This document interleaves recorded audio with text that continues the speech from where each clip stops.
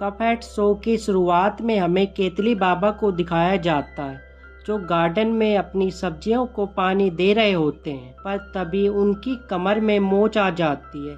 इसलिए उनसे मिलने के लिए वहां पर कपहेड एंड मगमैन आते हैं, जिन्हें केतली बाबा उसकी सब्जियों का ध्यान रखने के लिए कहते हैं। तो उनके सोने के बाद ये दोनों फिल्म देखने के लिए वहां से जाने लगते हैं, पर मगमैन कपहेड को रोक लेता है उनकी सब्जियों की निगरानी करने के लिए।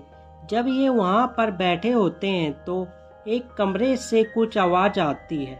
जब ये चेक करने जाते हैं तो वहां से 3 बोलने वाली सब्जियां बाहर निकलती हैं, जो इन्हें अपनी बातों में फंसाकर फिल्म देखने के लिए भेज देती हैं। जब रात को ये दोनों फिल्म देखकर घर लौटते हैं तो वहाँ पर बहुत सारी सब्जियाँ मिलकर पार्टी कर रही होती हैं। तो उन सब्जियों से पूछने पर वो कहती हैं कि हम सब सुबह होने के बाद ही यहाँ से जाएंगे, और उनकी वजह से उनके खेत में लगी सब्जियाँ भी सूख रही होती हैं। तो ये दोनों एक कोने में जाकर बैठ जाते हैं और वहीं पर बैठी हुई एक प्याज को अपनी बातों में फंसा लेते हैं, जिसके रोने से वहाँ पर एक स्मेल फैल जाती है और वो सारी सब्जियां भी रोने लगती हैं और रोते हुए वहाँ से निकल जाती हैं, सिवाय उन 3 सब्जियों के जो वहीं पर रुककर उनके खेत का सारा पानी पी लेती हैं, जिससे उसकी सब्जियां सूख जाती हैं। पर तभी वहाँ पर केतली बाबा आ जाते हैं, जो उन सब्जियों को अपनी सब्जी समझकर उन्हें पकाने के लिए तैयारी करने लगते हैं, पर वो सब्जियां वहां से भाग जाती हैं। और अगले दिन हमें कपहेड एंड मगमैन को दिखाया जाता है, जो एक बुरा सपना देखकर अचानक से उठ जाते हैं। तो मगमैन कपहेड को अपने साथ वहां से बाहर ले जाता है, और दूसरी तरफ हमें डेविल को दिखाया जाता है, जो जमीन के नीचे बनी अपनी लैब में काम कर रहा होता है लोगों की रूह को पकड़ने का। पर तभी उसके पास एक आदमी आता है जो उससे कहता है कि अभी कपहेड की रूह रह गई है पकड़ने के लिए।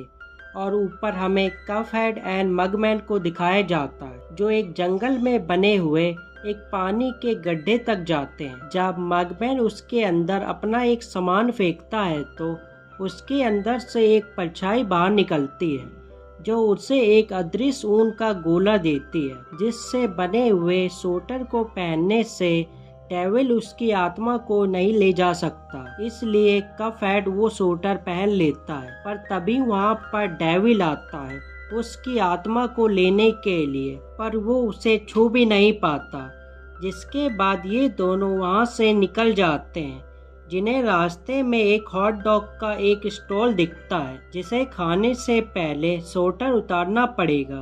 पर मगमैन डेविल की चालाकी को समझ जाता है और वो अपने भाई को लेकर घर की तरफ चला जाता है, जिनके सामने अचानक से डेविल आ जाता है, जो कपहेड का दृश्य स्वेटर उतरवाने के लिए उस पूरी जगह को जला देता है। पर मगमैन उसे स्वेटर उतारने नहीं देता। जिसके बाद ये दोनों भी अपने घर में चले जाते हैं और डेविल भी खाली हाथ अपने घर चला जाता है और सबसे कहता है कि मुझे कपहेड की रूह मिल गई है। जब अगले दिन डेविल का गुलाम उसके पास आता है तो डेविल बड़े गुस्से में बैठा होता है और वो अपने गुलाम से कहता है कि उसने अभी तक कपहेड की रूह को नहीं पकड़ा। तो वो दोबारा से उसकी रूह को पकड़ने की कोशिश करता है कई बार, पर वो उसे छू भी नहीं पाता उस स्वेटर की वजह से। जब एक दिन कपहेड एंड मगमैन घर में होते हैं तो मगमैन उसे एक झूले के बारे में बताता है, पर तभी उनके घर के बाहर डेविल आता है। तो ये दोनों उसे घर के पीछे आने के लिए कहते हैं। जब डेविल वहाँ पर आता है तो ये दोनों उसे बाड़े को रंगने के लिए कहते हैं कि उसके बाद मैं अपनी स्वेटर उतार दूंगा।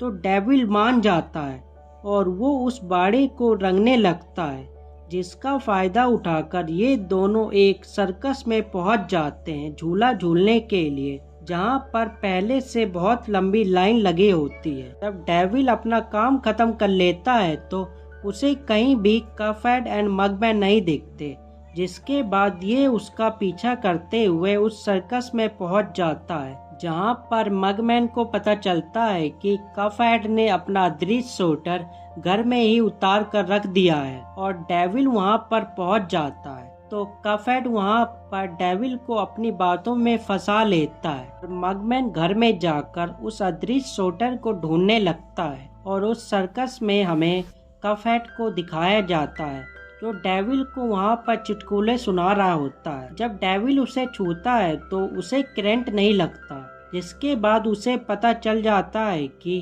कफहेड ने उस स्वेटर को उतार दिया है। तभी वहां पर मगमैन आकर डेविल को वो स्वेटर पहना देता है और वो कफहेड की रूह को नहीं ले जा पाता। तो ये दोनों वहां से निकलकर अपने घर में आ जाते हैं और डेविल भी दोबारा से अपने घर में पहुंच जाता है।